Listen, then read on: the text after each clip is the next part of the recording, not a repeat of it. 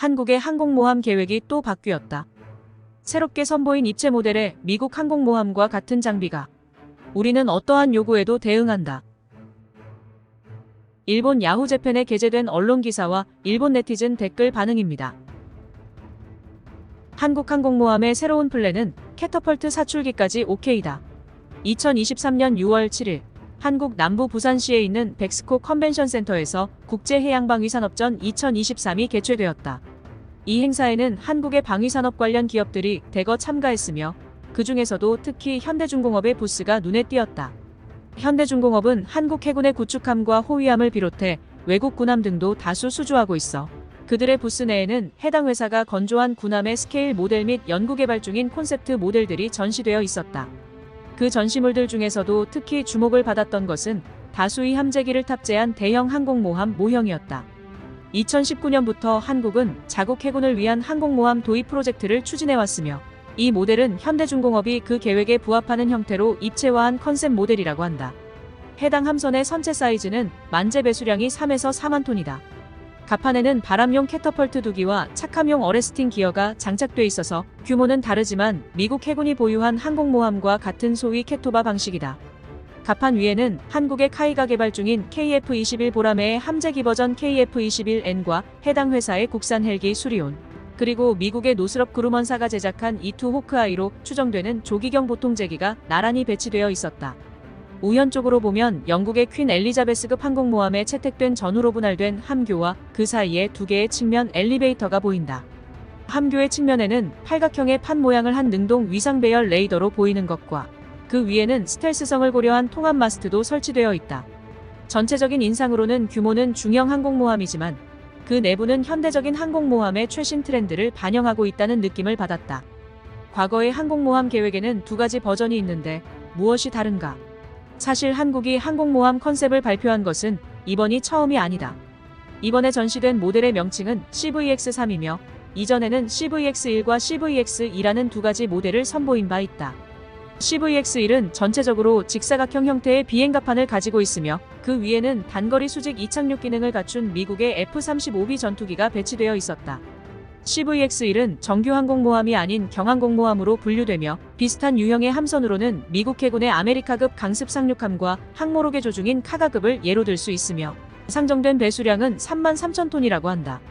CVX-2는 예상 배수량은 CVX-1과 동일하지만 비행갑판이 넓어지고 함수 부분에는 스키점프대로 불리는 함재기 사출용 경사로가 설치되어 CVX-1보다 효율적인 함재기 운용이 가능하다. 또한 비행갑판이 넓어짐에 따라 항공기 사출 공간 외에 헬리콥터 이착륙용 갑판 공간도 조성되어 있다. CVX-2와 유사한 항공모함으로는 영국 해군의 퀸 엘리자베스급 항공모함을 예로 들 수 있다. 이번에 첫 선을 보인 CVX-3은 지금까지의 컨셉을 발전시킨 것으로 보인다. 가장 큰 변경점은 항공기의 발착함 방식에 앞서 언급한 캐토바 방식이 채택된 것이다. 이로 인해 F-35B와 같이 가변식 노즐을 장착한 특수 사양의 항공기가 아니더라도 운용이 가능하다. 이를 통해 전투기뿐만 아니라 조기경 보통제기와 같은 보다 큰 고정익기도 운용할 수 있게 되기 때문에 항공기 운용 능력에 관해서는 가장 우수한 플랜이라고 할 수 있다. 지금까지의 컨셉트안을 종합적으로 살펴보면 함의 규모나 디자인뿐만 아니라 운용하는 항공기나 그 종류까지 크게 다른 것을 알 수 있다. 따라서 이것들은 뭔가 구체적인 계획에 초점을 맞추어 만들어졌다는 인상은 없다. 왜 현대중공업은 이처럼 다양한 컨셉트안을 만들고 있는가? 컨셉트 모델 작성의 목적은 건조 능력의 제시이다. 가장 큰 이유는 한국의 항공모함 건조 계획이 시기에 따라 변하고 있기 때문이다.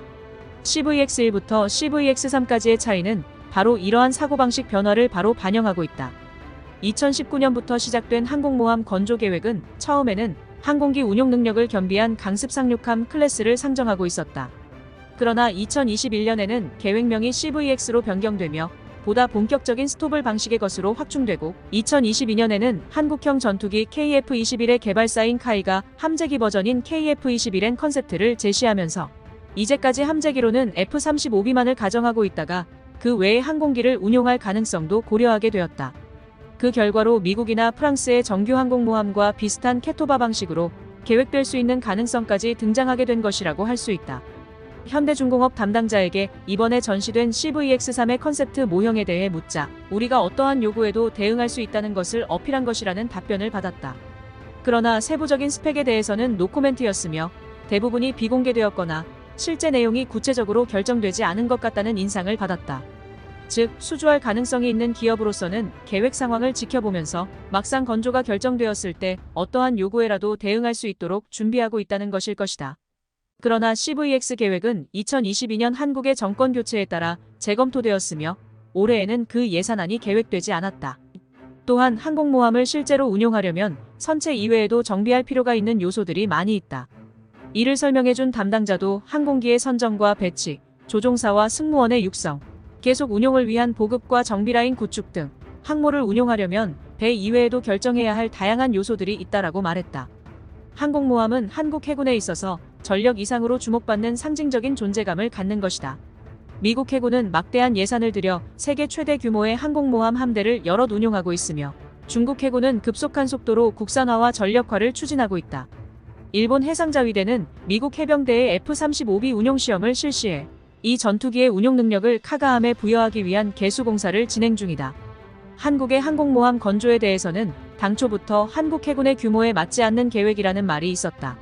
그러나 이번 현대중공업과 같은 움직임을 보고 있으면 국내 방위 기업화에서 사전 준비가 차근차근 진행되고 있다는 느낌을 받았다.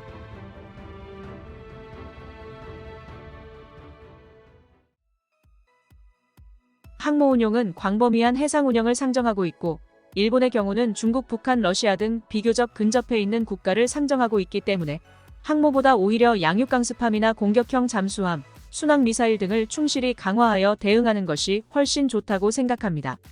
인도, 아프리카, 유럽 등으로 진출하여 작전을 수행하는 것을 상정하고 있다면 별개이지만 그럴 정도의 여유는 없고 육상에 있는 항공기지로 충분하다고 생각합니다만 어떻게 생각하십니까? 양육강습함이 아니라 강습상륙함입니다. 일본의 경우 특공으로 충분하죠. 연료도 편도면 되고요. 우리는 어떠한 요구에도 대응할 수 있다.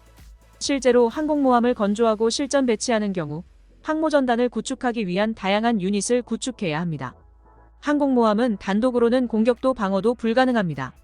단순히 함재기를 항공모함에 실은 상태에서는 아무런 역할을 할 수 없습니다. 게다가 병역 문제도 있습니다만 실제로 운용하기 위해 어떻게 부대를 구성할 것인지 한국은 실제 운용에 대한 문제는 뒷전이니까요. 부끄럽지만 그건 일본도 마찬가지인데요. 한국의 영해와 영토의 넓이 및 방어해야 할 해외 영토가 없는 점을 고려하면 항공모함은 무용지물일 것입니다.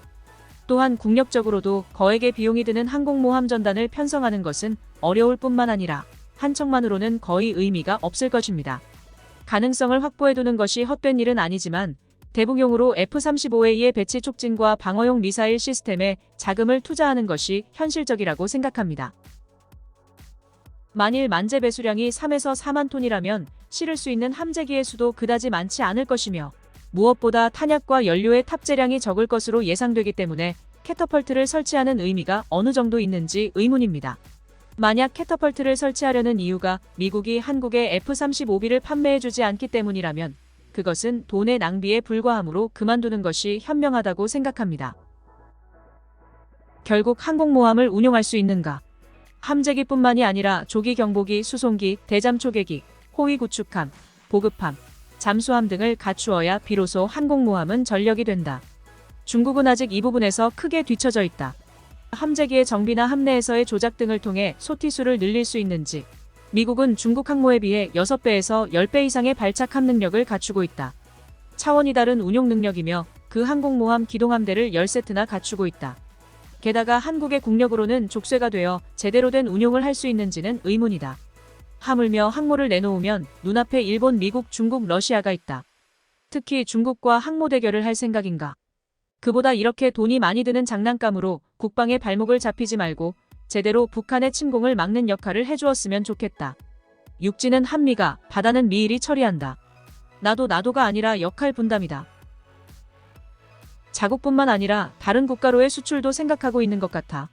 그렇다면 구매 비용뿐만 아니라 유지 비용도 막대해지는 항공모함을 쉽게 구매할 수 있는 나라는 없고 이는 허황된 꿈으로 끝날 것이 뻔하다. 여러 개의 공상 모형을 만드는데 머무르는 것이 현명한 선택이다. 카탈로그 스펙상으로는 완벽한 기능을 갖춘 잠수함을 제외하면 그렇다고 해도 독일제 잠수함의 라이센스 생산과 그 파생형이니 당연한 것이긴 하지만 이벤트함의 독도 및 마라도함을 보고 건조를 발주하는 나라는 드물다고 생각합니다. 이렇게 컨셉에 대한 지속적인 피드백은 중요하지. 최신 무기나 항공기의 스펙은 바뀌기 때문에 그것을 게을리하면 이즈모와 카가함 같이 나중에 대규모 개수가 필요해진다. 게다가 아직 받지 못한 F-35B를 가정하고 있지만 자위대의 전투기를 한 번도 싣지 못한 채로 고장이나 퇴역해버리는 것은 아닐까. 한국의 특기인 호원장담을 프라모델로 형상화한 것뿐. 미안하지만 대한민국 해군과 일본 해군은 어린이와 어른 정도의 전력 차이와 실력 차이가 있습니다. 당연한 일이지요. 일본은 배타적 경제 수역의 면적이 세계에서 6번째로 넓으며 해양국가이기 때문에 예로부터 해상 장비의 운용에는 익숙합니다. 참고로 문재인 정부 이전까지는 한국 해군 간부들이 정기적으로 일본 해자기지로 부대 연수를 왔었습니다. 그 무렵은 받아들여졌는데 더욱이 한국이 구상하고 있던 경항공모함은 F-35B의 착함에 있어서 갑판상의 내열 문제를 해결할 수 없었겠죠. 한국군이 대형 항공모함을 건조한다 해도 해류가 거친 동해에서는 전복될 위험이 높고 수심이 얕은 서해에서는 좌초될 위험이 높다. 전자 캐터펄트의 운용에는 막대한 에너지가 필요하기 때문에 발전기나 축전지의 설치도 필요하게 될 것이다. 대형 핵항공모함이라면 기술적으로 가능하다 생각하지만 원자력 상선조차 건조해 본 적이 없는 한국 기업은 결코 만들 수 없다고 생각한다. 일본에는 원자력 상선 무츠를 만든 실적도 있지만 현재는 개발조차 하지 않고 있다. 애초 해상 같은 환경에서 초전자 에너지를 발생시키는 기기를 탑재하면 염해로 유지보수의 비용이 많이 들고 동력 에너지를 확보하지 못하면 연료 고갈로 표류할 위험도 높다. 판타지 가득한 항공모함 구상이라고 생각하지만 다 큰 어른들이 발표하고 있는 시점에서 참담하다고 생각한다. 위험한 한국군에 최신의 전투기를 파는 나라도 곰곰이 생각해보는 게 좋다. 한국은 무기와 군사장비에 대해서는 쓰임새나 완성도와 별개로 의욕은 있는 것 같아. 이 긍정적인 면은 일본도 본받아야 할 것 같아. 단번에 완벽한 것을 목표로 하지 않고 시행착오를 겪으면서 서서히 진화시켜 나가면 되지 않을까요? 예를 들어 중국도 첫 번째 항모는 우크라이나에서 구입한 폐기물이나 다름없는 항공모함을 개수한 것으로 종이인형이라는 조롱을 받았지만 거기서 얻은 것을 활용해 지금은 핵항모 건조까지 노를 젓고 있고 전 갑판식 강습 상륙함을 건조하는 노하우까지 얻고 있습니다. 배수량 측면에서는 프랑스 해군의 샤를 드골급 이미지입니다만 최신 디자인인 만큼 향후 진행 상황은 흥미롭네요. 애초에 그 한국이 자국 해군용의 항공모함이라는 컨셉을 잘 모르겠어. 오히려 수출용의 항모라고 말하는 편이 더 어울릴 것 같아.